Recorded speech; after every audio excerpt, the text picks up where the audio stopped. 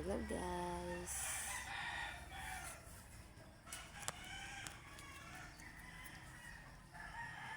Good morning po sa inyong lahat.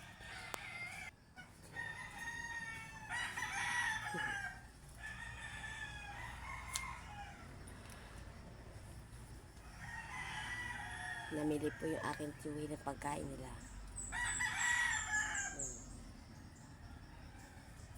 Binilahan niya na po ng pagkain yung mga alaga niyang tulog. Mga tulog pa po yung mga kanyang mga alaga guys. Kaya pumunta na siya ng Barbara para bumili ng almusal ng mga alaga niya. Ayan, mga tulog pa po. Good morning sa inyo lahat guys. Kasi po kahapon ay araw ng mga puso. Araw para mga puso kahapon. Kaya mga tulog pa yung iba. Alam niyo na ako anong ginagawa pag araw ng mga puso.